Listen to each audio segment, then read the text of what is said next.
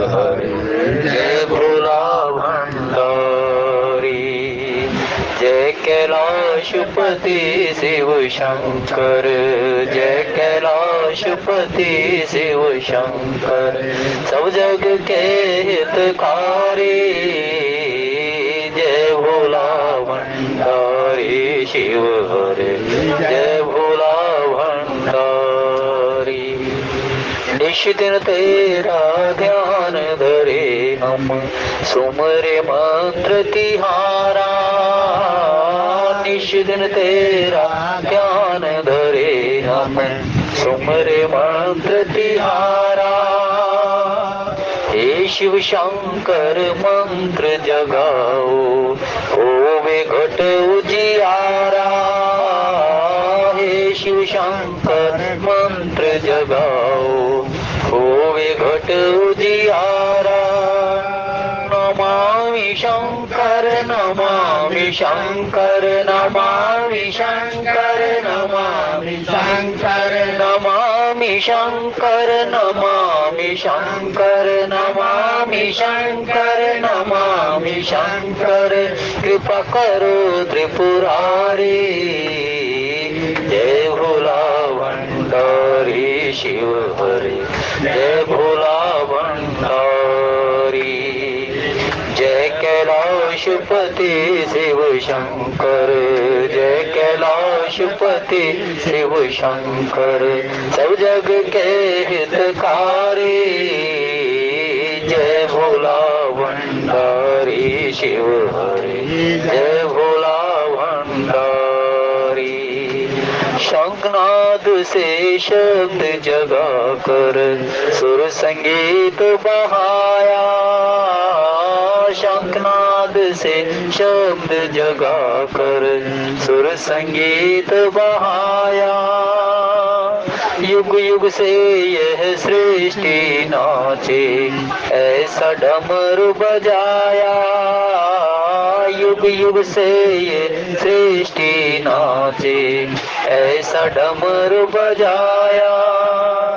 महादेव पर ब्रह्म विधाता, महादेव पर ब्रह्म विधाता, महादेव पर ब्रह्म विधाता, महादेव पर ब्रह्म विधाता। आए शरण तिहारी। जय भोला भंडारी शिव हरे जय भोला भंडारी। जय कैलाशपति शिव शंकर, जय कैलाशपति शिव शंकर, सब जग के हितकारी। जय भोला भंडारी शिव हरे जय भोला भंडारी। तीनों ताप हरण कर लेता यह त्रिशूल तिहारा। तीनों ताप हरण कर लेता यह त्रिशूल तिहारा। तेरा नाम जपन से जग में मिलता मुक्ति द्वारा। तेरा नाम जपन से जग में मिलता मुक्ति द्वारा। तेरी याद भुला के जग में, तेरी याद भुला के जग में, तेरी याद भुला के जग में, तेरी याद भुला के जग में दुख पावे संसारी। जय भोला भंडारी शिव हरे जय भोला भंडारी। जय कैलाशपति शिव शंकर, जय कैलाशपति शिव शंकर, सब जग के हितकारी। जय भोला भंडारी शिव जय भोला भंडारी। ओम नमः शिवाय बोलो, ओम नमः शिवाय, ओम नमः शिवाय बोलो, ओम नमः शिवाय, ओम नमः शिवाय बोलो, ओम नमः शिवाय, ओम नमः शिवाय बोलो, ओम नमः शिवाय। श्री राम जय जय राम। श्री राम जय राम जय जय राम श्री राम जय राम जय जय राम श्री राम जय राम जय जय राम। हे रघुनंदन तुम्हें प्रणाम, हे रघुनंदन तुम्हें प्रणाम, मारुत नंदन तुम्हें प्रणाम, मारुत नंदन तुम्हें प्रणाम। श्री राम जय जय राम श्री राम जय जय राम श्री राम जय जय राम श्री राम जय जय राम। जय जय विघ्न हरण हनुमान, जय जय विघ्न हरण हनुमान। भवभेष जुर गुनाथ जस सुनहि जिनर अरुणार। तीन कर सकल मनोरथ सिद्ध करहि त्रिसरार। जस तुम्हारे मानस विमल हंस निजीहा जासु। मुक्ताहल गुण गण चुनहि राम बसोहिए तासु, राम बसोहिए तासु। राम प्रतोषी मात सब कही विनित बरबेन। सुमरी शंभु गुरुदे प्रपद किए नीद बसने। नीदहु बदन सोहो सुठिलोना मनो सांझ सर सिर सोना। घर घर करहि जागरण नारी देहि परश पर मंगल कारी। पुरी विराजत राजत रजनी रानी करहि बिलो कहूँ सजनी। सुंदर बदन सास ले सोई पनिकन जनु शिर मणि उर गोई। प्रात पुनीत काल प्रभु जागे अरुण चूड़ बर बोलन लागे। बंदी माघधन गुन गाए पुरजन द्वार जोहारन आए। वंदे विप्र सुर गुरु पितु माता पाई आशीष मुदित सब भ्राता। जनने सादर बदन निहारे भूपति संग द्वार पगधारे। मंगल भवन अमंगल हारी द्रवहु सुदशरथ अजिर बिहारी। दीन दयाल बिरद संभारी हरहु नाथ मन संकट भारी। श्री राम जय जय राम श्री राम जय जय राम श्री राम जय जय राम श्री राम जय। कीन सोच सब सहज सुचि सहित पुनीत नहाई। प्रात क्रिया कृतात पही आए चारों भाई, आए चारों भाई।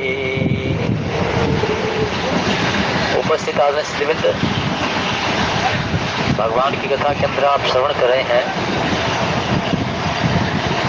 कि जब से विश्वामित्र जी महाराज भगवान श्री राम अनुज को लेकर के गए थे, तब से माताएं और अयोध्या का अवध धाम रनिवास सभी के सभी भगवान के दर्शनों की अभिलाषा, भगवान के दर्शनों का मुमुक्षु भाव, इसको लेकर के उस घड़ी का इंतजार कर रहे थे जिस घड़ी में भगवान के दर्शन हो जाएं। क्योंकि विश्वामित्र लेकर के चले हैं और भगवान अयोध्या को छोड़ करके गए हैं, तो पीछे से माताएं प्रभु के दर्शनों की अभिलाषा लिए हुए अवध धाम भगवान के दर्शनों की अभिलाषा लिए हुए जो बारात में गए थे वो तो भगवान के दर्शन के समीप थे ही, लेकिन जो रह गए थे उसकी उत्कंठा यही थी कि हम ब्रह्म और भक्ति के दर्शन करें। और जैसे ही भगवान भक्ति स्वरूपा सीता जी का वर्णन करके अयोध्या आए, रनिवास में आए, तो माताओं का माधुर्य, माताओं का वात्सल्य, माताओं का राम जी के प्रति जो स्नेह है वो हृदय में उमड़ पड़ा। शब्दों के माध्यम से, वचनों के माध्यम से, कृत्यों के माध्यम से कभी आंखों में अश्रुपात होता है, कभी भगवान श्री राम को बार बार दुलारती हैं, पुचकारती हैं, गोदी में बिठाती हैं, सीता जी को दुलारती हैं, पुचकारती हैं। और इस माधुर्य और वात्सल्य घड़ी में भगवान श्री राम जी के माता कौशल्या जिसने यही कहा था तो मात विवेक अलौकिक तोरे कबो न घटे अनुग्रह मोरे, अनुग्रह तोरे, कि तुमने मुझसे यही मांगा ना कि मेरा विवेक स्थापित रहे, तो तेरा विवेक अवश्य स्थापित रहेगा। तो उस विवेक को स्थापित करते हुए माता सुम यही कहती है कि राम तेरे कृत्य तो सारे के सारे अलौकिक हैं, यानी कि ऐसे कृत्य तूने कर दिए जो कर राजा का पुत्र नहीं कर सकता, वो परम पिता परमेश्वर ही कर सकता है। और वही कृत्य को देख देख करके सारे जगत को शंका होती है कि ये कौशलेश जो दशरथ का जाया है ये क्या वास्तव में ही साधारण राजा का पुत्र है। लेकिन माताएं अपने विवेक को स्थापित हुई कहती हैं कि राम मैं जानती हूँ तो सारी सत्ता का संचालन करने वाला है, तेरी भ्रकुटी का इशारा जब मिलता है तो सृष्टि प्रलय हो जाती है, तेरी सृष्टि के इशारे से ही इस सृष्टि का सर्जन भी हो जाता है।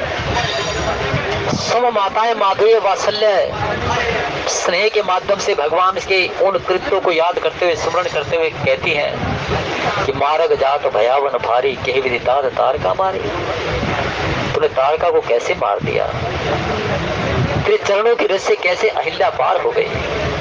इतने भारी भारी मारी स्वभाव तारका जैसे राक्षस जो दंडक वन में संतों को कभी भजन नहीं करने देते, तप नहीं करने देते थे। राम जब तू जल ग्रहण करता है तो तेरी ग्रीवा से चलता हुआ जल दिखाई देता है, जब तू पुष्प वाटिका में फूल तोड़ता है तो तेरी हाथों से उस फूल को तोड़ते हुए पेशानी पर झलक जाती हैं वो सुंदर बूंदे, जिसमें दिखाई देता है कि राम ने बहुत श्रम और तप किया है। कि राम तेरे कृत्यों पर मैं वारी जाती हूँ, तेरी मर्यादाओं पर मैं वारी जाती हूँ। भगवान के उस चित्र को देख करके, भगवान के इन चमत्कार को देख करके माताएं विस्मित हैं, लेकिन कौशल्या अपने विवेक को स्थापित करते हुए कहते कि हाँ, सकल अमानुष कर्म तुम्हारे केवल कोशी कृपा सुधारे। इसमें कोई दुराई नहीं कि राम तुमने सदगुरु के साथ में रह करके और महामंत्र को प्राप्त किया। विश्वामित्र जी महाराज भी जानते हैं कि राम परमेश्वर हैं, ईश्वर हैं। वो सारी जितने भी शिक्षा है वो उनके धरोहर लिए हुए हैं, जितने मंत्र और महामंत्र हैं वो इनके श्वास हैं। लेकिन राम तुम मर्यादा पुरुषोत्तम राम हो, और मैं अपने आप को बड़भागी समझता हूँ कि मैं प्रभु तुम्हारे उस संग को पा करके, मैं अपने पुण्य को पा करके आज मैं तुम्हें वो विद्या दे रहा हूँ जिन विद्याओं को सब तुम्हारे श्वास के रूप में उद्धृत हुए हैं। ध्यान दीजिए, विश्वामित्र महाराज कहते कि राम मैं बड़भागी हो गया हूँ, पुण्य का प्राप्ति हो गया हूँ। जो विद्याएं तुम्हारे श्वास से उद्धृत है, वेद शास्त्र आगम निगम प्राण को लेकर के, आज वही विद्या तुम्हारी दी हुई मैं तुम्हें दे रहा हूँ, क्योंकि तुम परमेश्वर हो। लेकिन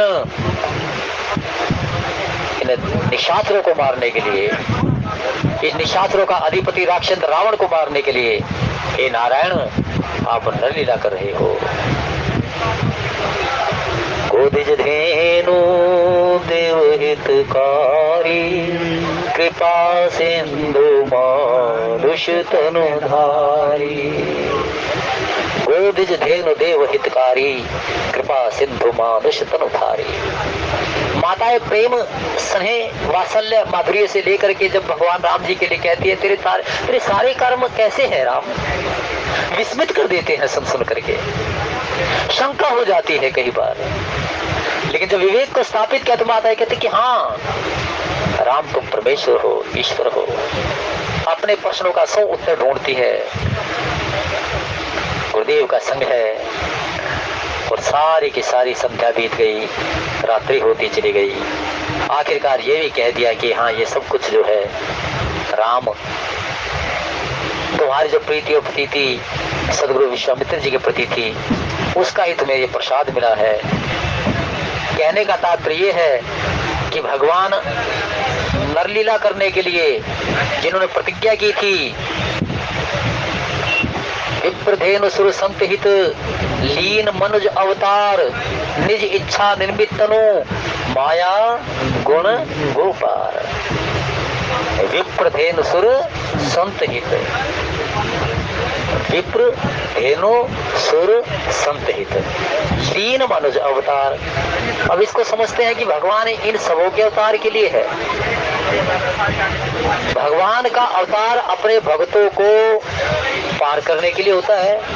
भगवान का अवतार जो उसकी भक्ति के लिए, जो उसकी साधना के लिए साधन कर रहे हैं, उनके अंतःकरण में बैठे हुए मनोकामनाओं, उनकी इच्छाएं, उन सबों को पूर्ण करने के लिए भगवान धराधाम पर अवतरित होते हैं। कभी वो राम बन करके, कभी वो भगवान श्री कृष्ण बन करके, कभी वो ठाकुर जी बन करके, कभी वृंदा के श्राप को ग्रहण कर लेते हैं, तो भगवान अवतरित होते हैं। लेकिन उनका मुख्य ध्येय अपने भक्तों को सुख देने के लिए, अपने भक्तों को दर्शन देने के लिए। कलयुग के बाद फिर सतयुग आएगा, सतयुग के बाद फिर त्रेता आएगा, फिर उसी त्रेता में भगवान अवतरित होंगे। और जो साधना जीव नर्तन धारी होकर के करता है कि प्रभु त्रेता में जब आपका अवतार हो तो प्रभु मुझे भी मुक्ति मिले, आपके सामिप्य रह करके, आपके सालोक्य रह करके, आपके सायुज्य रह करके, प्रभु मुझे भी इसी प्रकार से। कि जब त्रेता में भगवान राम आए और उसके संग में भगवान मुझे उस भगवान को देखने का, दर्शन मिलने का संग मुझे मिले, सामिप्य, सारूप्य, सालोक्य, सायुज्य, तो उसके लिए भगवान का नाम रूप गुण धाम जो श्रवण कर रहा है। तो परमेश्वर ने कह दिया कि विप्र धेनु सुर संत हित लीन मनुज अवतार। भगवान संतों को जो योग कर रहे हैं, जो यज्ञ कर रहे हैं, तप कर रहे हैं कि प्रभु और अविलास निरंतर होई देखिए नैन परम प्रभु सोई, आपके दर्शन हो जाएं, तो भगवान उन उपासकों को, भक्तों को दर्शन देते हैं। भगवान जो यज्ञ के अधिष्ठाता है, भगवान को प्रश्न किया जाता है यज्ञ से, देवताओं को प्रश्न किया जाता है यज्ञ से। तो यज्ञ से, यज्ञ के जो अधिष्ठाता है यानी कि उनको पूर्ण करता है भगवान, उनको उनकी रक्षा के लिए। यदि जो अगर यज्ञ के मंत्रोच्चारण करने वाले नहीं होंगे तो क्या हो जाएगा? सारा वातावरण, सारी प्रकृति, उसकी शुचिता कैसे बनी रहेगी? यज्ञ से सारा वातावरण शुचि होता है और यज्ञ से देवताओं को बल मिलता है। देवताओं को बल मिलेगा तो परमेश्वर, इस सृष्टि, परमेश्वर क्या जो सभासद हैं, ये देवता जो सारी सृष्टि के संचालन करने वाले हैं, वो लबालब देव रूप में सभी जगत को सुख देंगे। और ये अगर यज्ञ नहीं होंगे तो देवता जो है बलहीन हो जाएंगे। देवता जब बलहीन हो जाएंगे तो अकाल पड़ेंगे। सूर्य देव प्रसन्न नहीं होंगे तो सूर्य देव क्या करेंगे? सभी जानते हैं, चंद्रदेव, पवन देव, मृतदेव, अग्निदेव। जब ये जगत पर अपनी प्रसन्नता नहीं रखेंगे तो सारे धरा पर इसी प्रकार का बवंडर और इसी प्रकार से जल से के माध्यम से और अत्यंत ताप के माध्यम से, अत्यंत ग्रीष्म के माध्यम से, अत्यंत और पृथ्वी के कंपन से इस प्रकार के दुख देखने को, झेलने को मिल सकते हैं। तो भगवान के सभासद देवता हैं, देवता यज्ञ से प्रसन्न होते हैं, उनको बल मिलता है, बल मिलता है। यज्ञ के करने वाले जो संत हैं, जो विप्र हैं, वो मंत्रोच्चारण करते हैं। मंत्र जो है भगवान की ऋचाएं हैं, भगवान के श्वास हैं। तो यदि अगर यज्ञ को पूर्ण करने वाला नहीं होगा तो भगवान के उन ऋचाओं को कौन पढ़ेगा, मंत्रोच्चारण कौन करेगा? ये अगर ऐसा नहीं होगा तो धर्म का प्रचार नहीं होगा, धर्म का प्रचार नहीं होगा तो फिर सत्य और मिथ्या में कौन भाषण करेगा? तो इस प्रकार से भगवान क्या करते हैं, यज्ञ को पूर्ण करने वाले उन अधिष्ठाता यानी कि जो करता है उनकी रक्षा के लिए भगवान धराधाम पर आते हैं। धेनु जो गाय हैं, देवताओं का गौ के एक एक अंग में निवास है। गौ के जो अगर हमें दुग्ध प्राप्त ना हो तो फिर यज्ञ में घी की हवि देने के लिए कैसे हम उसको प्रसन्न करेंगे? अग्नि को आह्वान करने के लिए अगर गौ माता ना हो तो उसको कैसे प्रज्वलित करेंगे? तो यज्ञ अधूरा हो जाएगा। तो यज्ञ के कर्ता, यज्ञ के लिए सामग्री और वो माता है गौ, उसकी रक्षा के लिए भगवान धराधाम पर आते हैं। विप्र धेनु सुर देवता भगवान के सभासद हैं। देवता यज्ञ से प्रसन्न होते हैं, बलशाली होते हैं। वो सभी के सभी जितना भी समाज है उनके ऊपर अपनी कृपा करते हैं। देवता और ब्रह्म शक्ति में अंतर है।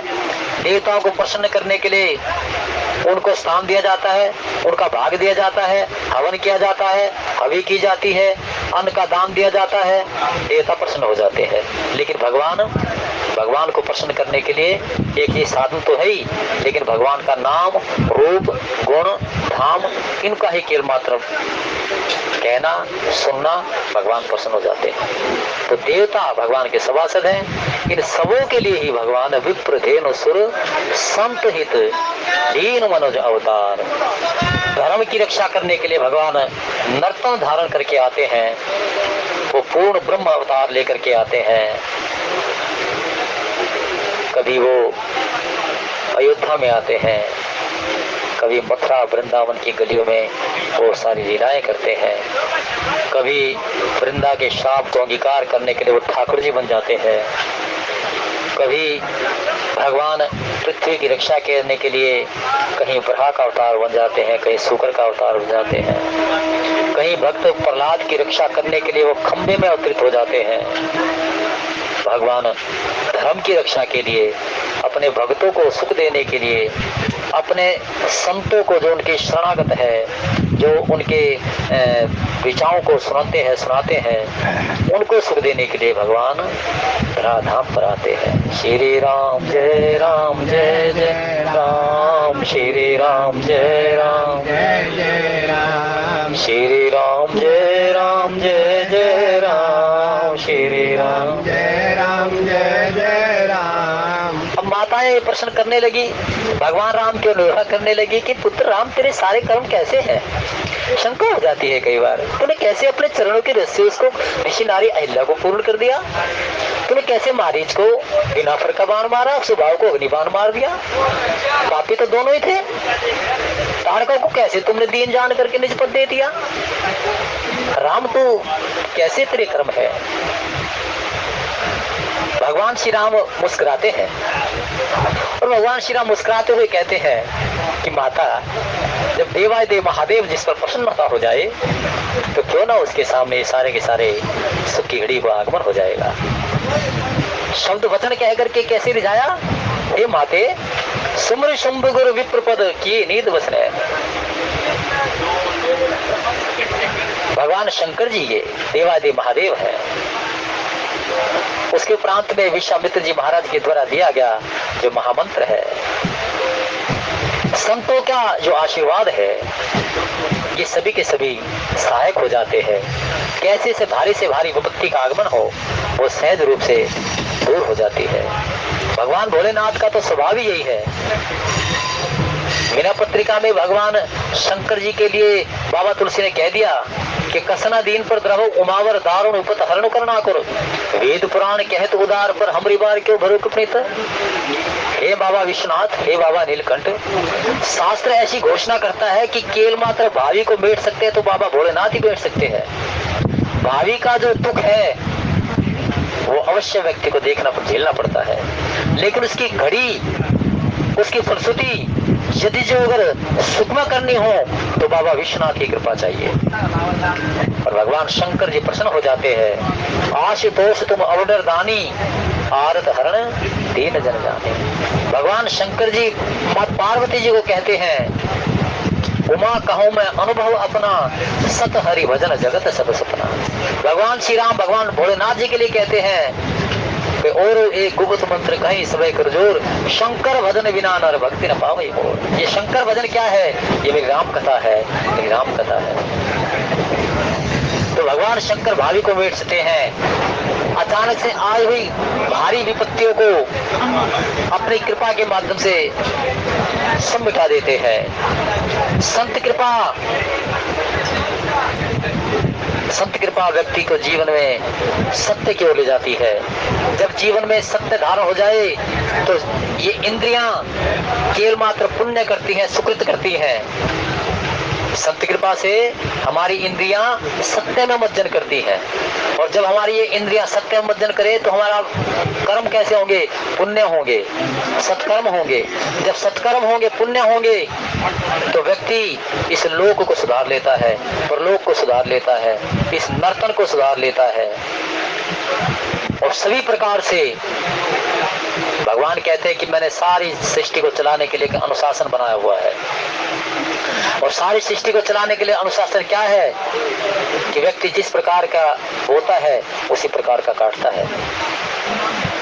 सारा जगत ये अपने अंतःकरण में जान ले और मान ले कि हाँ, मैं सारे नेत्र होते हुए ना होते हुए भी, होते हुए ना होते हुए मैं सारे जगत को देख रहा हूँ, तो व्यक्ति पाप नहीं करेगा। तो इस प्रकार की सोच व्यक्ति को पुण्य की ओर ले जाती है, और यही सोच संत कृपा से सुचिता में परिवर्तित हो जाती है। तो संत का सानिध्य, संत की कृपा हमारी इंद्रियों को सत्य की ओर ले जाती है।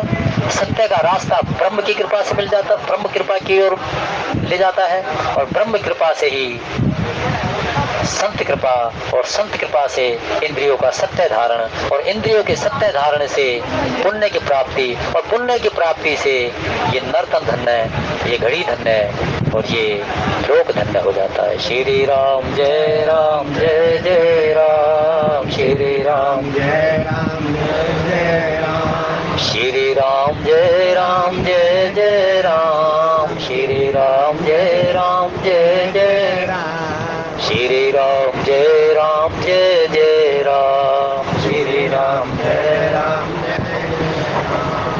राम प्रतोषी मात सब कही विनित बर भय, सुमरे शंभु गुरवे प्रपद ये नींद बसुने। भगवान ऐसे संवाद को कह करके सुन करके अब भगवान शयन क्रिया कर रहे हैं। नींद हो बदन सोहो सुखिलोना। नींद में भी भगवान का मुख बड़ा सलोना लग रहा है। ऐसे लग रहे हैं कि मानो केवल मात्र निंद्रा भगवान के छवि को निहोरा कर रही हो, निंद्रा भगवान की छवि का निहोरा करने के लिए आ गई हो। वो भी मान लो कि आज जड़ नहीं चेतन है, और चेतन होने के प्रांत में भगवान के दूर रह करके आज निंद्रा भगवान के दर्शन करने के लिए आ गई है। और समय और सभी के सभी जो भगवान मानव शास्त्र से सोना, घर घर करी जागर नारी, और सारे घर में भगवान के इस सुंदर छवि को देख करके, माँ भगवती की छवि को देख करके सभी सीताराम का उद्घोष कर रहे हैं। सभी बड़भागी हो रहे हैं, सभी धन्य हो रहे हैं। जागरण हो रहा है भगवान सीताराम का दर्शन करके, और आपस में एक दूसरे को मंगलमयी गाले तात्पर्य है कि जब बहू घर में आ जाती है तो सारे के सारा जो मोहल्ला इत्यादि आ जाता है बहू को सुनाने के लिए, लेकिन वो शाश्वत रूप से जान रही है कि मेरे घर में ही राम सीताराम विराजमान है। और इस प्रकार से मधुर मधुर शब्दों को कह करके अपने आनंद में शराबोर हो रही है। और रानियां कहती हैं कि देखो किस प्रकार से रात्रि शोभायमान हो रही है, अयोध्या कैसे शोभायमान हो रही है। सभी की सभी सासुएं और सुंदर बहू लेकर के अब सो गई है, मानो सिर की मणियों को हृदय में छिपा लिया हो। प्रातः काल प्रभु पवित्र ब्रह्म मुहूर्त में जागे हैं। भगवान के ब्रह्म वर्चस्व को देखिए किस प्रकार से बाबा याद वो करते हैं। भगवान के ब्रह्म वर्चस्व को कहीं भी हल्का नहीं किया बाबा ने, कमाल कर दिया है? भगवान के ब्रह्म वर्चस्व को भाई कभी मत हल्का करो। मेरे परमेश्वर पूर्ण ब्रह्म है, परमेश्वर है, तो भगवान जागे हैं। और भगवान जागने के प्रांत में अरुण चूड़ भर बोलन लागे। भगवान जागने के प्रांत में जो मुर्गा है वो जो प्रातः की पौ फटती है तब जा करके वो अपनी आवाज को देता है, लेकिन भगवान प्रथम जागे है। और फिर मुर्गे ने अपनी वाणी का प्रयोग किया है। बंदी वाग दिन गुनगन गाए, पुरजन द्वार जोहार न आए। और फिर हर प्रकार से जब महाराज दशरथ के यहाँ पर जो भाट इत्यादि है, मागध इत्यादि, सुत इत्यादि है, वो सभी के सभी महाराज के वृंदावली का, यश का, गुणगान का, राम सीताराम का उद्घोष करते हुए आज जोहारन करने के लिए नगर के लोग द्वार पर आए हैं। और बंदी विप्र सुर गुरुपति माता, पाई आशीष मुदित सभ्राता, जननी सादर बदन निहारे, भूपति संग द्वार पगधारे। भगवान सभी प्रकार से सभी जो द्वार पर आए हैं, भगवान सबों को अपना दर्शन दे रहे हैं। ये सारे अयोध्या की नित्य क्रिया थी। भगवान के दर्शन के बगैर वो अपने कार्य पूरे नहीं करते थे। भगवान उठते थे सबसे पहले, और फिर उठ करके गुरु मात पिता गुरु नावई माता सब वहां जाते थे और दर्शन भगवान सब गुरुदेव को, माता पिता को प्रणाम करते थे। और फिर हर प्रकार से भगवान यद्यपि पावन पवित्र हैं, लेकिन वो नरलीला करने के लिए सरयू नदी पर भी जाते हैं, वहां स्नान करते हैं। चारों भाई खेलते भी हैं। एक पाले में राम और लक्ष्मण हो जाते हैं और एक पाले में भरत और शत्रुघ्न हो जाते हैं। नित्य रूप से भगवान क्रीड़ा करते हैं। तभी तो भरत जी महाराज ने कह दिया कि जब मैं खेलता होता था और मुझे हारता हुआ होता था तो प्रभु कहो खुनिस नहीं देखी, हारो वहीं जिताओ वहीं। जब मैं हारता होता था तो राम मुझे कहते थे भरत जीत गया, भरत जीत गया, भरत जीत गया।